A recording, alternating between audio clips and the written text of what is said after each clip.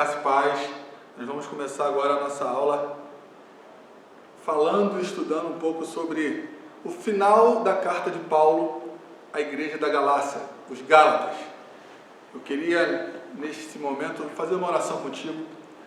Espero que você esteja gostando das aulas, estamos nos dedicando, nos esmerando para trazer um conteúdo muito bom, não só para a minha vida, mas para a vida de quem nos ouve, de quem nos assiste, para a sua família. Que você nos deixe algum comentário, compartilhe os estudos, porque a ideia é que possamos crescer juntos. Amém? Vamos fechar os nossos olhos. Pai, te damos graças a Deus por esse momento que o Senhor nos dá, para juntos, a Deus, cultuarmos a Ti com a Tua palavra. Nós estamos cultuando o Teu santo nome, estudando a Tua palavra. Como diz o capítulo 1 de Salmos, no versículo 2, antes o meu prazer é meditar na lei do Senhor, e nela eu medito dia e noite. Espírito Santo, vem conosco, nos mostra, abra nossa mente, o nosso intelecto, nos conduza a nossa vida, Senhor, conduz o nosso entendimento, para que juntos possamos crescer em estatura e graça, em conhecimento, Senhor. Capacita-me, Senhor, que eu venha falar aquilo que o Teu Espírito ordenar a falar, e que nossos corações estejam abertos à Tua voz, em nome de Jesus. Amém e amém. Falando rapidamente do que nós vamos abordar hoje, nós vamos falar sobre 3 pontos. Conscientizar-se de que a glória do crente está na cruz de Cristo, amar o próximo, inclusive quando ele estiver caído, e sustentar a obra do Senhor. Paulo está finalizando a sua carta à igreja de Gálatas. E isso ele vai abordar assuntos de extrema importância. Ele vai combater mais uma vez, vai falar sobre um pouco dos judaizantes, né? Que nós vimos nas aulas anteriores, eram judeus convertidos ao cristianismo que não queriam deixar as práticas judaicas. Uma delas era a circuncisão. E eles estavam querendo obrigar, eles queriam de forma persuasiva e com muita persuasão, eles tinham isso, né? Porque eles tinham um conhecimento grandioso das leis judaicas, de persuadir os gentios que se convertiam a praticar a lei, né? Fazer a circuncisão. E Paulo vai refutar isso de forma sólida. E no final da sua carta ele ainda aborda esses assuntos, sobre combatendo os judaizantes. Outro grupo de pessoas que Paulo vai combater aqui no final da sua carta aos Gálatas é os legalistas. Além dos judaizantes estarem também presentes nos tempos contemporâneos, o legalismo também está presente nos tempos atuais, nos dias pós-modernos. Muito legalismo, muita gente puritana que acha que pode muita coisa, que é muita coisa, e no reino de Deus o menor é o maior. E isso já para mim faz uma extrema diferença. E Paulo vai combater os legalistas. Paulo vai confrontá-los, entendeu? Vai orientá-los a isso. Entendeu? Então vamos estudar aqui um pouquinho o que Paulo quer fazer. Paulo vai falar sobre a ética do Espírito, né? Como é que é isso, tem uma ética, né? Tem uma forma de operante, né? De você entender quando você está cheio do Espírito Santo. Paulo vai falar sobre a igreja, uma comunidade terapêutica, uma comunidade de cuidado, de cuidar das pessoas. Ele vai falar sobre isso logo nos primeiros versículos do capítulo 6. Isso é importante nós sinalizarmos no nosso entendimento. Escreve aí no seu livro, na sua apostila. Paulo está enfatizando a igreja dos Gálatas, que a igreja é uma comunidade terapêutica, é uma comunidade de cuidado, de cuidar de pessoas. A igreja é isso, não é só a igreja de Gálatas que tem que ter essa característica. Toda a igreja de Cristo é uma comunidade terapêutica. Vamos ler o capítulo 6? Diz o seguinte, se você pode me acompanhar, vamos ler juntos. Irmãos, se algum homem chegar a ser surpreendido, sublinha a palavra surpreendido, que nós vamos falar lá na frente, em alguma ofensa, vós que sois espirituais, corrige-o com espírito de mansidão, sublinha isso aí, olhando por ti mesmo, fazendo uma introspecção de si mesmo, para que não sejais também tentado. Versículo 2, levai as cargas um dos outros, e assim cumprireis a lei do Senhor. Sublinha aí, levai as cargas. Porque se alguém cuida de ser alguma coisa, sublinha, cuida ser alguma coisa, para estar falando de nós mesmos. Não sendo nada, engana-se a si mesmo. Mas prove cada um a sua própria obra. Prove, faça uma introspecção, uma autorreflexão de si mesmo e terá glória em si mesmo e não em outro. Versículo 5, porque cada um levará o seu próprio fardo. Em algumas versões ainda tem a mesma palavra do versículo 2, a sua própria carga. Mas a palavra aqui é fardo. Mas aquele que está sendo instruído na palavra, reparta de todos os seus bens com aquele que o instrui. Não erreis, Deus não se deixa escarnecer, porque tudo que o homem semear, isso também ceifará. Porque o que semeia na sua carne, na carne ceifará a corrupção, mas o que semeia no Espírito, do Espírito ceifará a vida eterna. Isso é importante você sublinhar o versículo todo. Não nos cansemos de fazer o bem. Olha que importante isso, você também marcar. Porque a seu tempo ceifaremos, se não houvermos desfalecido. De sorte que, enquanto temos tempo, façamos o bem a todos, mas principalmente, olha aqui o conceito de comunidade terapêutica, mas principalmente aos domésticos da fé. Veja com que grandes letras vos escrevo de próprio punho. Paulo, no versículo 11, está enfatizando que é ele próprio que escreve e está dando uma ênfase. Olha o tamanho das letras que eu estou escrevendo para vocês. Que antigamente era uma prática da pessoa, do apóstolo, ditar e um escriba, um escrevente, escrever o que o apóstolo está falando e depois ele assinar, para dar chancela do que foi ele que escreveu aquilo. Aqui Paulo está enfatizando, não sou eu que estou escrevendo, não mandei ninguém escrever no meu lugar não. Versículo 12, todos os que querem mostrar boa aparência na carne, esses vos obrigam a circuncidar-vos. Olha Paulo falando dos judaizantes da circuncisão. Nos versículos primeiros ele estava falando dos legalistas, né? Somente para não serem perseguidos por causa da cruz de Cristo, porque nem ainda esses mesmos que se circuncidam guardam a lei, mas querem que vos circuncides para se gloriarem na vossa carne.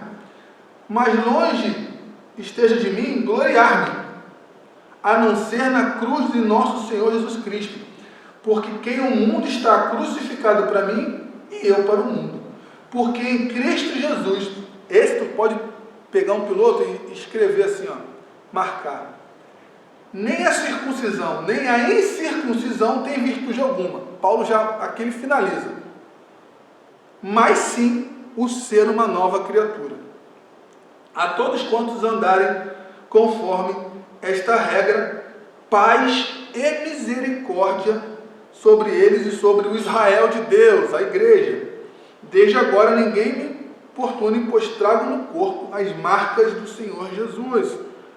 A graça de nosso Senhor Jesus Cristo seja, irmãos, com vosso espírito. Amém. No capítulo da epístola, Paulo dá orientações sobre a conduta verdadeiramente espiritual para com o irmão caído. Agora a gente vai começar a destrinchar, a dessecar versículo após versículo, como se fosse uma demonstração de forma expositiva. Instrui o cristão a ser fiel e caridoso na administração dos seus recursos financeiros e, por último, declara seu interesse em gloriar-se em Cristo, em contraste com os legalistas que se gloriavam na carne. A conduta para um irmão caído. Como proceder com um crente que pecou? Basta aplicar-lhe a lei do amor. Leia capítulo 5 de Gálatas, versículo 14. Marca aí, escreve, depois você lê. Aprendendo a levar as cargas uns dos outros. Você lê comigo no versículo 1, vamos ler de novo. Irmão, se algum homem chegar a ser surpreendido, pedi para você sublinhar. Surpreendido em alguma ofensa, vós que sois espirituais, está definindo uma pessoa específica para chegar àquele que foi surpreendido pelo erro, por alguma ofensa. Corrijo. A palavra corrijo, no original grego, no grego antigo, ou grego koiné, tem um significado chamado catártizo. Corrigir, você vai lá, que palavra é essa do português? O que ela tem como em igualdade sinônimo no grego? é catártizo. A Bíblia do português foi traduzida do grego. E aí eles pegaram a palavra catártizo e escreveram corrígilo. O que quer dizer no grego, catártizo? Restauração da condição anterior. Corrigir não é você condenar, não é você julgar ou você definir sentença. Corrigir, no grego, no que Paulo quis dizer literalmente é restaurar da condição anterior. Você tinha uma condição, estava caminhando de forma tranquila e você pecou, falhou, cometeu uma ofensa. O que é corrigir? É restaurar essa pessoa para a posição anterior. Por que eu estou usando já, começando com esse entendimento?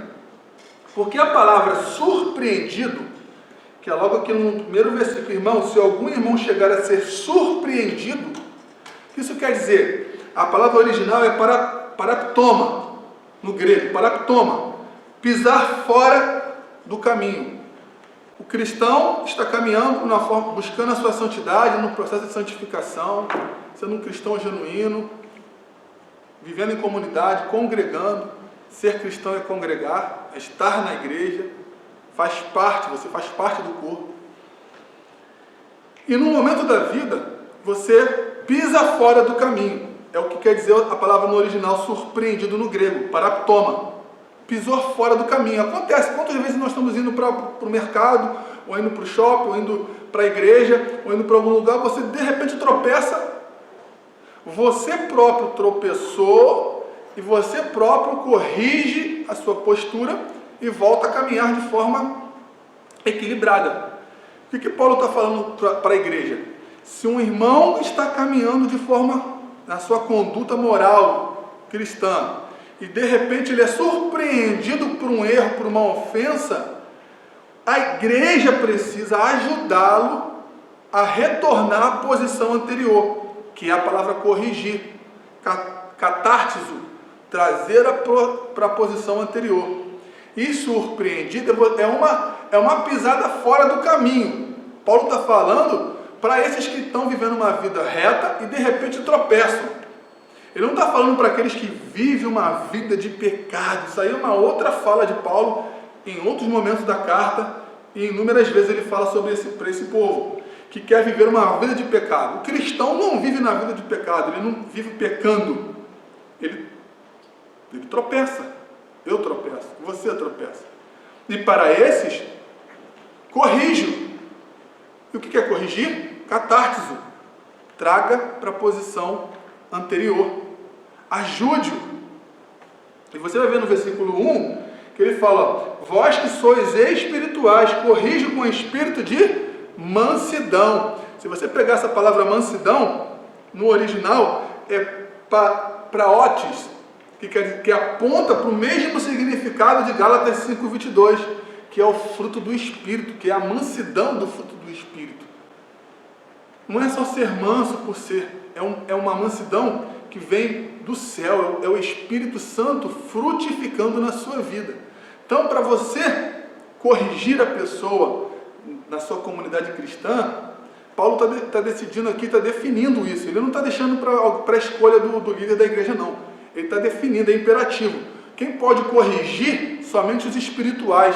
Porque senão todo mundo fica um corrigindo o outro. Pessoas que nem nasceram direito na fé, são meninos na fé, são neófitos ainda, vão querer corrigir, vão querer consertar. Não. Isso são para pessoas que já têm uma maturidade espiritual. Isso também não está trazendo uma classe especial para a igreja, não. Existe uma classe espiritual, não. Essa é uma verdade. Essa é uma verdade.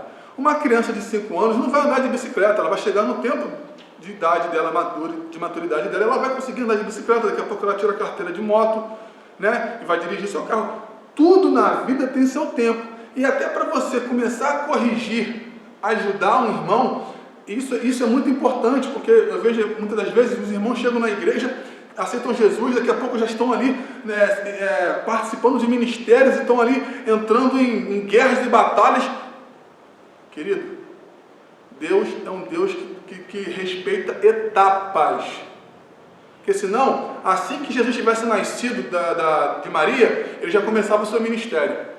Ele é Deus, ele podia de repente com 4, 5 anos já começar a pregar, falar, chamar homens para serem pescadores de almas. Não é isso? Não. Deus respeitou as etapas.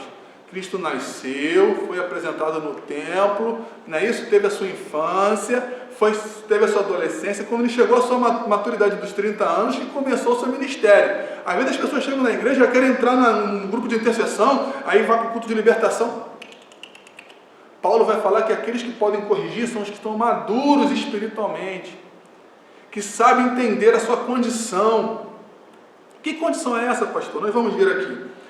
Paulo imaginou, no tópico 1, Paulo imaginou um irmão surpreendido em alguma falta, alguém que cometeu um pecado e foi apanhado em flagrante. E não alguém, que eu estou falando aqui, alguém que vivia habitualmente no pecado. Tal pessoa devia ser tratada por cristãos espirituais ou amadurecidos, isto é, irmãos que evidenciavam o fruto do Espírito. E por isso eram capazes, tendo autoridade para corrigir. Em especial, tal ação requer um espírito de brandura ou mansidão e o cuidado para não ser também tentado. Quem pode ajudar um irmão a ser restaurado não é convencido. Deve ser alguém consciente da sua condição de pecador. É isso. A maturidade, aquela pessoa que é capaz de entender, de tratar, de ajudar a corrigir aquele que, vacilou no caminho, é quem? É quem consegue se enxergar e falar, caramba, se ele caiu, eu também posso cair, porque nós somos falhos como qualquer um outro. Eu não sou super-homem, eu não sou puritano, sou santão, santarrão, não. Eu posso errar como qualquer outro homem. Eu posso errar. Os mesmos erros que os meus irmãos cometem, eu também posso cometer. Isso é maturidade. É você ter um pouco de empatia, você saber se colocar na posição do outro. Isso é maturidade. Não é como tinha lá os legalistas que se achavam, não, esse aí tem que ser condenado. Eu jamais faria isso. Aquele que está de pé, cuide para que não caia. O próprio Cristo vai nos dar essa ênfase. Então essa é a maturidade que Paulo está falando. E reconhecer a sua condição de pecador. Que assume o risco de pecar e sabe a necessidade de vigiar a si mesmo para não cair em tentação. Uma boa leitura, Mateus 26, 41. Anote e depois leia. E aí ele vai para versículo 2, até 2 ao 5. Segue-se uma afirmação que deve abranger todos os casos particulares. Todos, não é alguns casos. Levai as cargas um dos outros, e assim cumprireis a lei de Cristo. As cargas são as consequências das faltas morais que oprimem pesadamente a alma e envergonham aquele que as cometeu. O dever dos cristãos é ajudar o irmão, sobre cujos ombros está o peso da vergonha e até da disciplina pelo pecado cometido, a suportar essa carga. Aliviar alguém do seu peso, do seu pesado fardo, é um ato de verdadeiro amor, e é assim que se cumpre a lei de Cristo. Outra leitura recomendável é Romanos 15, do versículo 1 ao 3. A dor do nosso irmão deve doer em nós. Isso é ser corpo. Cortei minha mão, não fiz a higiene necessária, inflamou, vai dar febre, todo o corpo vai sentir. Isso é tão fácil de entender que isso parece que se perde na igreja. Caramba, a irmã está com o casamento indo por água abaixo. O marido tem feito isso, o marido fez aquilo, a esposa fez aquilo, o filho está fazendo isso. Parece que nós estamos indiferentes dos pesos e das cargas que os nossos irmãos estão levando.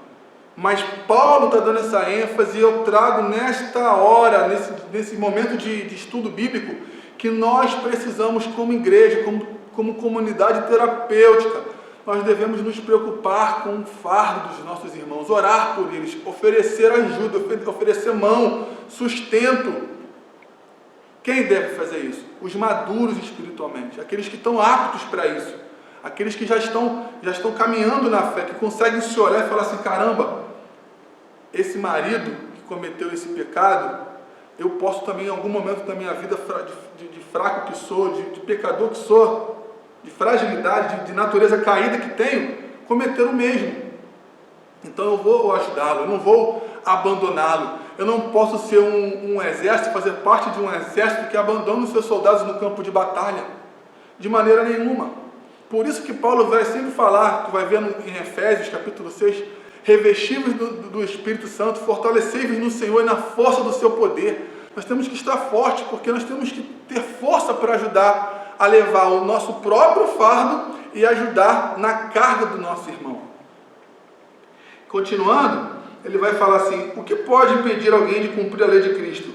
É a presunção ou orgulho. Por isso Paulo advertiu quanto ao perigo de que esse sentimento venha a ser causa de decepção. Versículo 3, ó.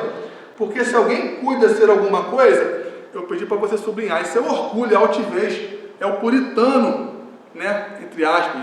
Existe o puritanismo equilibrado, que tem o seu marco histórico, mas tem muitos puritanos falsos aí que se acham muita coisa. E aí Paulo vai advertindo os legalistas aqui, ó. Porque se alguém cuida de ser alguma coisa, não sendo nada, pô, nós não somos nada. Tem gente aí que tem muita gente falando que nós temos muita coisa, nós não somos nada. Paulo falou aqui, ó, não sendo nada, engana-se a si mesmo. Miserável homem que sou. Eu sou um dos principais dos pecadores. Paulo fazendo um retrato da sua própria natureza. Então, ninguém é maior ou menor no reino de Deus. O menor é maior e o maior é o menor. Não, nós não somos nada. É Deus que vai nos colocar nos lugares que Ele quer que estejamos. Então é muito importante pensarmos isso. A falsa impressão que uma pessoa tem de si mesma cresce quando ela se compara com um irmão faltoso. Orgulhosamente contrasta a fraqueza dele com a sua pretensa superioridade moral. Isso não pode existir no nosso meio. A atitude certa é tomar a sugerida... A atitude certa é tomar e sugerida nos versículos seguintes. O crente deve submeter à prova a sua própria conduta à luz da sua consciente condição. Então poderá descobrir se terá motivo para gloriar-se em si e não em comparação com o outro. Afinal, é à luz da sua própria responsabilidade diante de Deus que o homem provará a qualidade da sua vida e do seu caráter. É nesse sentido que o apóstolo Paulo diz: cada um levará o seu próprio fardo. O fardo aqui referido é o da responsabilidade moral. Nesse fardo ninguém pode fugir ou dividir o seu peso com outra pessoa. Versículo 2 diz assim, ó, levai as cargas. Versículo 5, versículo 2, levai as cargas uns dos outros. Versículo 5, porque cada um levará seu próprio fardo. Muitas Bíblias aí colocam carga e carga, mas a palavra exata é carga no versículo 2 e fardo no versículo 5. Cada um levará o seu fardo. Por quê, pastor? A palavra carga, no versículo 2, no grego quer dizer baros, que é uma pesada carga, uma pesada carga esmagadora. É isso. E fardo? Fardo, no grego, é portium, que quer dizer mochila ou pacote. Cada um vai levar o seu fardo, no versículo 5. Esse fardo ninguém pode te ajudar. Esse é teu, é individual. Esse é o que você vai apresentar ao Senhor Supremo no juízo final, quando você estiver diante do trono branco. É o teu fardo. E você percebe que Jesus falou assim, aquele que quer ver a mim, tome a tua cruz e segue-me, porque o meu jugo é suave e o meu fardo é leve. Ele não fala que nós não teremos fardo. Ele fala que o fardo é leve. Mas a carga que Paulo está falando aqui, no versículo 2, é aquela carga do pecado, que você escorregou, foi surpreendido, você fraquejou. E nós somos fracos, querido. Nós sofremos essa instabilidade do pecado. Nós ainda estamos frágeis ainda ao pecado. Isso é uma realidade. Não existe ninguém que não possa falar, eu não peco. E quando você peca, a carga é enorme. E é essa carga que eu estou dizendo lá, que é baros, o original grego é baros, é a carga pesada. Essa sim nós podemos ajudar os irmãos. As pessoas podem te ajudar, nós podemos ajudar os irmãos sendo maduros, né? Como Paulo vai falar, maduros, com mansidão, com brandura. Nós podemos ajudar ao irmão carregar essa carga pesada, que é o pecado, para que ela seja restaurada. Agora, o fardo de Gálatas 6:5, não, esse fardo cada um leva, ninguém pode ajudar. Você tem a responsabilidade de levar o seu próprio fardo. Amém, queridos? Versículo 6 e 10, né? Vamos começar agora a falar sobre o princípio estabelecido. Ponto 1. Aqui Paulo fez uso da figura da sementeira e da colheita para ilustrar o dever do crente em apoiar materialmente seu líder espiritual. Aqui Paulo vai deixar claro verdade sobre você ajudar de forma ministerial, com recursos financeiros mesmo. Entendeu? E ele deixa um versículo aqui que para muitos aí isso vai ser loucura, mas quando você se aprofunda ao entendimento, você fala, caramba, Paulo deixou claro isso aqui. Olha o que ele fala no versículo 6. Mas aquele que está sendo instruído na palavra, reparta de todos os seus bens com aquele que instrui.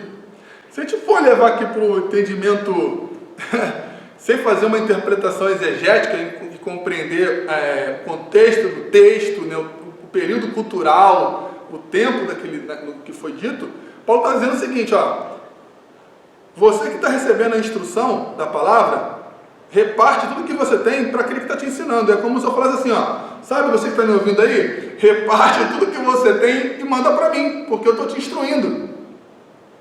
Naquele tempo, Paulo usa esse termo, ele fala dessa forma, para quê? Para explicar e para dar ênfase, porque Paulo ele precisava de recursos. E no nosso caso agora, hoje a gente está vivendo um período, graças a Deus, eu não preciso falar, ó, reparte aí, tu tem 3 carros, me dá um aí por favor. Não estou falando isso. O que Paulo está querendo trazer, ênfase, é o seguinte, é consolidar um princípio no coração da igreja de Gálatas. Vocês precisam ajudar. Olha quanto nós estamos nos dedicando a instruir, a se dedicar a enviar cartas. Era caríssimo você trazer um escriba para fazer um escrito e enviar as cartas para as igrejas da Ásia. Era muito caro.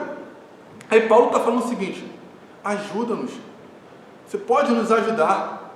Se você puder repartir, isso era algo simples, não tinha muito problema. Hoje tem, se falar em recursos é complicado. Mas lá, se você for estudando a igreja de Atos, né, o início da igreja, você vai ver, eles repartiam tudo que tinham para aqueles que não tinham nada. Era uma virtude tão linda da igreja. Então, assim, Paulo está trazendo esse princípio e consolidando essa verdade. Vocês precisam ser mantenedores do meu ministério.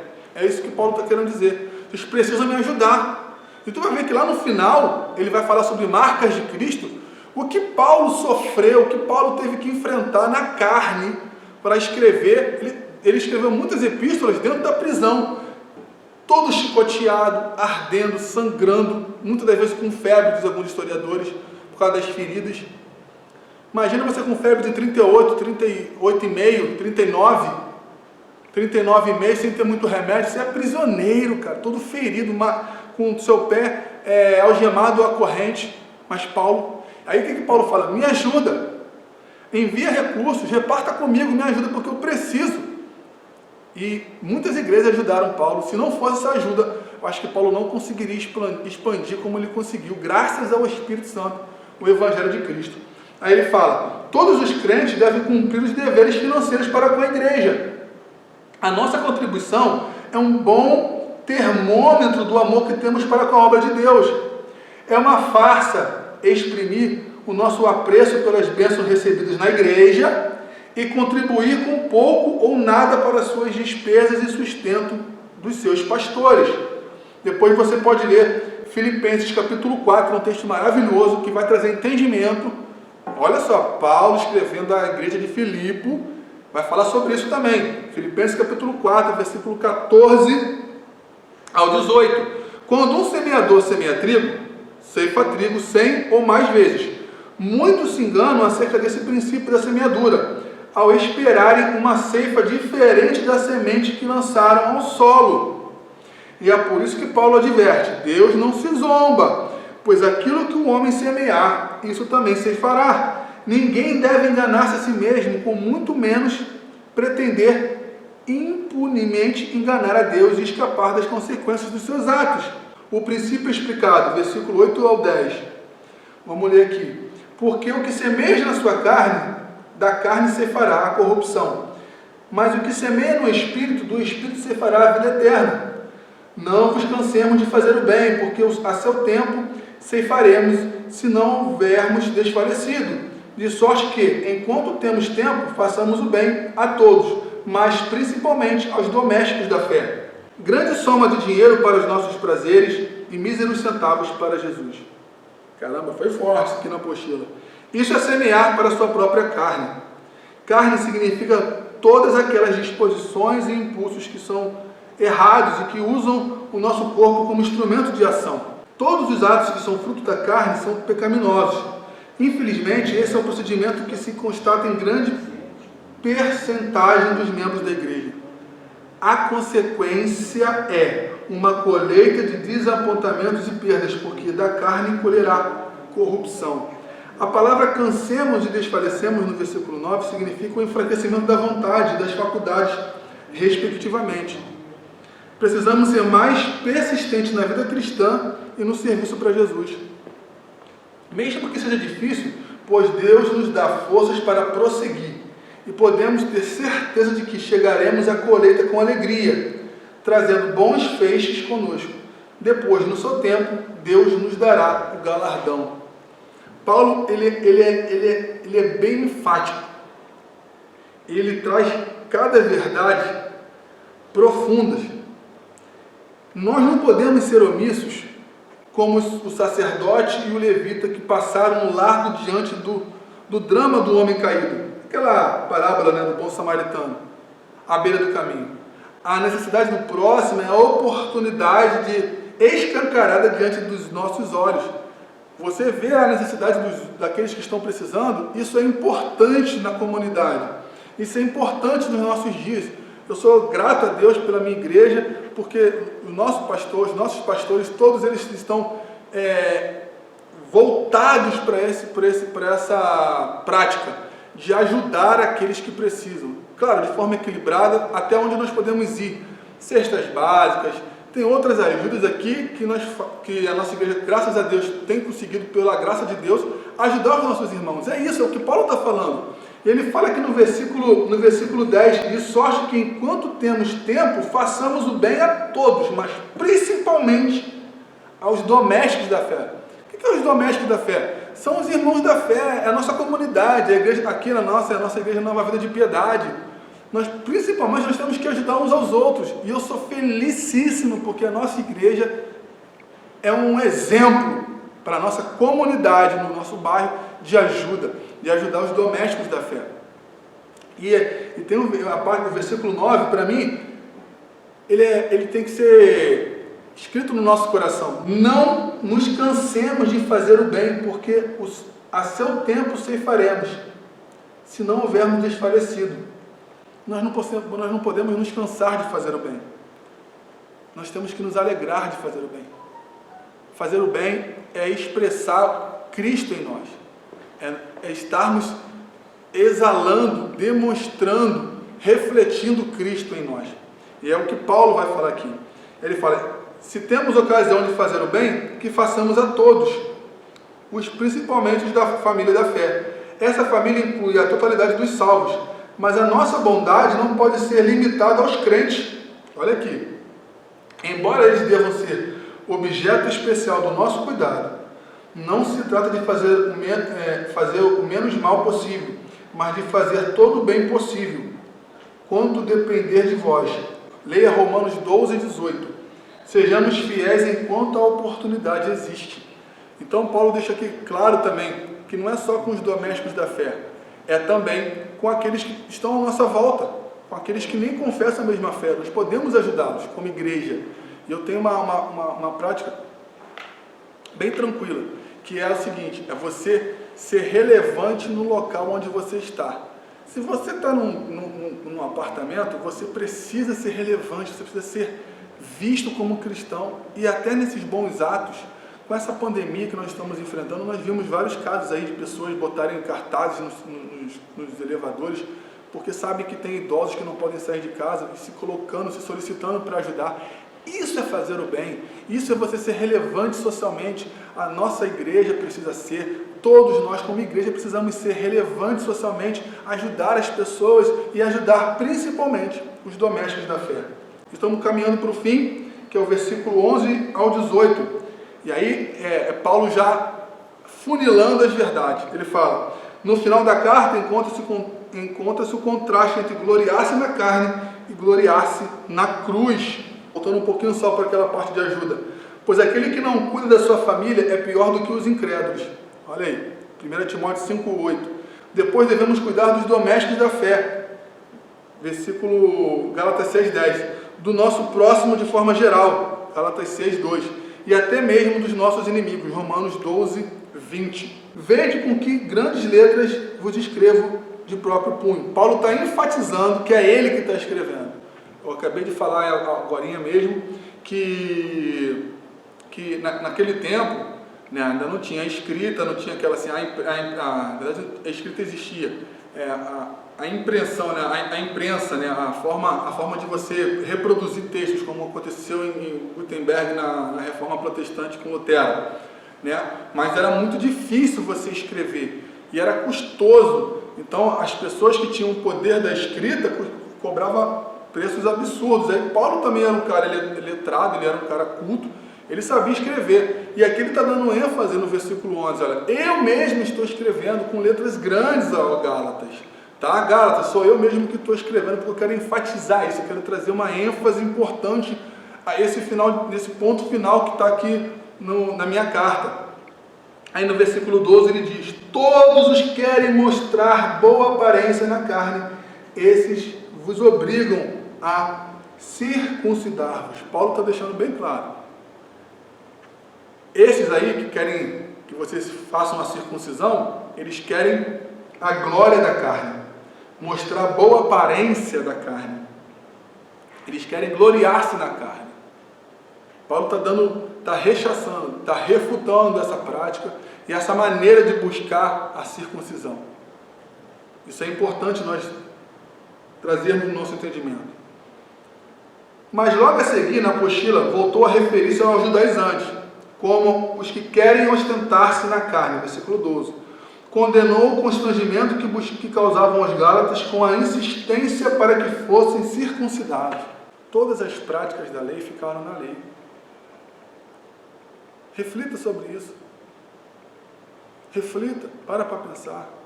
Por que vamos trazer tantos movimentos, tantas questões judaicas para os nossos dias? Paulo enfrentava isso nos primeiros séculos da igreja. Para que eu tenho que cumprir práticas judaizantes hoje, se Paulo aqui está dizendo nas Escrituras, combate essas práticas? Para que isso? É uma reflexão para quando você me ouvir, você pense, a igreja está num outro patamar.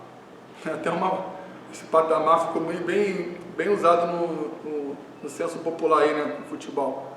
Mas essa é a verdade, a igreja está em outro patamar. As festas, né, judaicas, essas coisas todas que a lei trouxe, ficou. Nós temos que excluir ela? Não, nós temos que sempre olhar para ela, respeitar, para que possamos entender a graça, o novo completa o velho completa o novo. O novo está sempre em sintonia com o velho com o novo. As profecias do velho se cumprem no novo. Então as leis servem para nós olharmos e refletirmos. Se você pratica a lei e falha numa, você é réu de todas. Era impossível cumprir a lei. Paulo vai falar isso aos Gálatas. Era impossível. Por isso que nós fomos justificados, não pelas práticas humanas, não pelo que nós fazemos, não é pelos rituais que fazemos.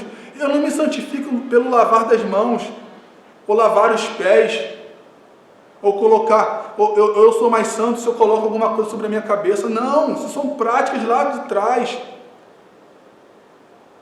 E nós precisamos olhar para a igreja de Cristo hoje, o que Cristo estabeleceu para a sua igreja. E Paulo está enfrentando os judaizantes aqui. Condenou o constrangimento que causavam os Gálatas com a insistência para que fossem circuncidados, com vistas a não serem perseguidos por causa da cruz de Cristo. Depois apontou para a incoerência desses legalistas, que nem eles mesmos guardavam a lei, apenas queriam granjear convertidos para se gloriarem disso. Versículo 13. Porque nem ainda esses mesmos que se circuncidam guardam a lei, mas querem que vos circuncides para se gloriarem na vossa carne. O que Paulo está querendo dizer ali? Eles ficavam assim, os legalistas, cara, você precisa fazer parte da circuncisão,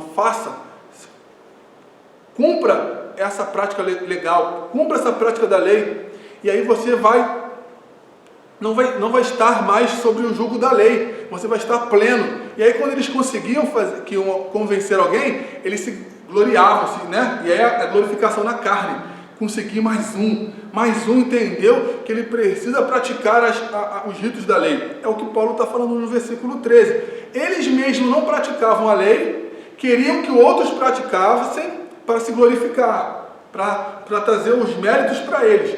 Isso é legalismo, isso é religiosidade. Isso era os judaizantes. E hoje na igreja tem muitas questões que convergem de forma explícita para esse tipo de prática. Versículo 14. Mas longe esteja de mim gloriar-me, a não ser na cruz do nosso Senhor Jesus Cristo, por quem o mundo está circuncidado para mim e eu para o mundo. A apostila. Ao contrário do que faziam os legalistas, Paulo se gloriava apenas na cruz de Cristo. Glórias a Deus. Quando uma pessoa é salva, rompe com o mundo no sentido de não mais ser atraída ou influenciada pelos conceitos e coisas do mundo. O mundo perdeu a atração, porque o salvo encontrou alguém que o satisfaz plenamente. Nós estamos deste mundo, mas não somos deste mundo. Nós estamos diretamente sendo influenciados por todo um conceito social, por toda uma cosmovisão, por algo sendo praticamente forçado. A sociedade ela é forçada a entender, por exemplo, a palavra pluralismo. Não, a sociedade ela era plural. Sim, no conceito social, sim, tem várias etnias, tem várias religiões, sim, mas isso não pode adentrar a igreja e distorcer ou destruir algumas questões básicas da fé cristã. Então Paulo vai falar o seguinte, olha que ele fala: aquele que morreu para Cristo, aquele que morreu para o mundo e viveu para Cristo, aquele que está em Cristo, não é influenciado mais pelo mundo. As práticas do mundo não mais o seduz. Eu vejo muitos jovens, muita gente se deixando levar pelas práticas deste mundo, pelas influências deste mundo. Quando me perguntam muitas das vezes sobre algumas questões, eu falo o seguinte, olha só, uma pessoa que recebeu óbito, né, médico, morreu, beleza. Qualquer estímulo que você fizer a esse corpo, depois de uma determinada hora, ele não vai gerar mais reflexo nenhum. Você pode colocar fogo no pé de um cadáver que ele não vai reagir a nada, porque ele morreu, está morto, morreu. Nenhuma influência, nenhum estímulo vai gerar nada naquele corpo. É a mesma coisa nós cristãos. Uma vez que nós morremos para o mundo, estamos mortos para o mundo. A influência, o estímulo, nada que venha fazer em nós pode nos fazer balançar ou sentir vontade de fazer. Só que existe uma diferença, né? Para esse exemplo, o morto, o cadáver, literalmente ele não tem mais influência nenhuma dentro dele, não tem células vivas, não tem nervos ativos. Agora nós não, nós estamos mortos para o mundo, mas a nossa natureza pecaminosa, a nossa natureza caída, herdada de Adão, ainda continua aqui, tendo que ser escravizada, tendo que ser colocada, né? A Bíblia fala, Paulo vai falar que nós temos que alimentar o nosso espírito, né? Porque senão a carne é fraca. Mas ainda assim eu continuo com o mesmo exemplo. Uma vez que eu estou em Cristo, uma vez que eu estou cheio do Espírito Santo, nada do mundo vai me gerar estímulo. Porque hoje você vê aí tanta coisa, são modas que vão surgindo pelo mundo, que os cristãos querem seguir essa parada. E é o que Paulo está falando aqui. Aquele que morreu para o mundo, nada influencia, nada o atrai. É como se, imagina Paulo sentindo vontade de ir para festejar com a deusa Diana, a 7ª maravilha do mundo, na igreja de Éfeso. onde as prostitutas e as sacerdotisas desciam e se deleitavam com os homens no porto, faziam relações sexuais em culto à deusa Diana. Imagina se Paulo tivesse sido, mesmo morto em Cristo, mas eu senti vontade. E ele não era, a princípio, não era casado. Ele, com aquela natureza humana de homem, mas eu vou dar uma ida lá no templo da deusa Diana porque eu tenho que me satisfazer, eu sou homem. É um exemplo bem atual, mas isso é atual mesmo. O mundo não pode nos seduzir. Nós estamos mortos para o mundo. Por isso que nós precisamos viver uma vida de santidade, de busca de santidade progressiva, não regressiva. Ela é contínua e progressiva, ela tem que subir, não pode descer a busca pela santidade. Hebreus 12, 14. Porque sem santidade ninguém verá Deus. Por isso que Paulo enfatiza isso. Vamos terminando. Em consequência, para Paulo e para todos os cristãos, nem a circuncisão, ritos ou cerimônias, tem qualquer valor espiritual em si, nem a incircuncisão, a falta de ritos ou revolta contra todas as cerimônias. O que tem mesmo valor diante de Deus é ser nova criatura. Você, eu, nós precisamos ser novas criaturas, ser diferente. É isso que tem valor para Deus. É isso que tem valor para Deus. Não é a quantidade de quantos circuncidados que foram circuncidados, ou a quantidade de incircuncidados, ou a quantidade de batismos, de batizados. Não. O que tem valor para Deus é se essa pessoa se tornou nova criatura. Se ela realmente se tornou nova criatura, se ela realmente se regenerou, como diz Tito, o evangelho da regeneração, se ela realmente entendeu a justificação pela graça, pela fé, se ela realmente entendeu que não há mais condenação sobre a vida dela, que ela está livre em Cristo Jesus, que aquela mulher, aquele homem, aquele jovem que era lá atrás deixou de ser, morreu nas águas batismais e se tornou uma nova criatura. É isso que tem valor para Deus, um novo homem. A sociedade, ela é formada por células. Que células são essas? São famílias. Quando famílias são restauradas, a sociedade tende a mudar, ela tende a ter uma transformação. Então, um novo homem, uma nova mulher se casam e aí vão ter filhos, e esses filhos serão gerados no temor do Senhor, e aí vai a sociedade, aí esses filhos se casarão. Consegue compreender como isso vai se multiplicando? É isso, porque se tornaram uma nova criatura. Paulo dá ênfase a isso. Sobre todos os que são novas criaturas, o apóstolo pronuncia uma bênção dobrada de paz e misericórdia, graças a Deus, que é estendida ao Israel de Deus, isto é, os judeus cristãos que são, ao mesmo tempo, descendência física e espiritual de Abraão. As marcas de Jesus que o apóstolo dizia trazer no corpo eram as cicatrizes, que eu falei lá no início, cicatrizes causadas pelo sofrimento a que tinha sido submetido. Quer comparar? Quer ver? Lê lá. É importante você ler. 2 Coríntios 11, do 23 ao 25. Estas falavam mais alto do que a marca da circuncisão que os judaizantes queriam impor aos gálatas. A palavra marca, estigmata, no original grego, era usada para se referir à marcação de um escravo.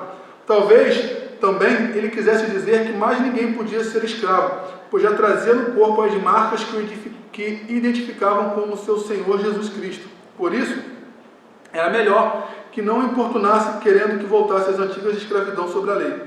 Paulo concluiu com uma saudação dirigida a todos os irmãos. Gálatas, a graça de nosso Senhor Jesus Cristo seja, irmãos, com o vosso espírito. A graça, e não a lei, é a palavra que caracteriza essa epístola. Graça é favor imerecido. A obra de Jesus Cristo foi a suprema expressão da graça divina. Vou ler a conclusão para você. Na saudação final, o apóstolo se refere aos Gálatas como irmãos. Essa palavra contém um toque final do carinho que o apóstolo tinha para com eles. Os leitores desta carta podem ficar com a impressão de que a severidade de Paulo o tenha feito esquecer a profunda relação que o unia aos cristãos da Galácia. Mas esse tratamento lhes revelou que o apóstolo não lhes guardava nenhum rancor. Calvino é enfático quando escreve: a circuncisão era um disfarce aos olhos dos homens, mas a regeneração é a verdade aos olhos de Deus. Queridos, que esta lição possa ter te abençoado, Eu sempre me coloco à disposição, estou aqui na igreja, sempre que possível, nas redes sociais. Você pode me encontrar no Instagram, no Facebook, tá? Qualquer dúvida, qualquer questionamento, pode me procurar, estou à disposição. Mas eu espero ter chegado àquilo que o Senhor queria falar conosco. É um prazer estar com vocês. Fiquem ligados que terão outros vídeos. Fiquem com Deus e um ótimo dia para você. Graça e paz.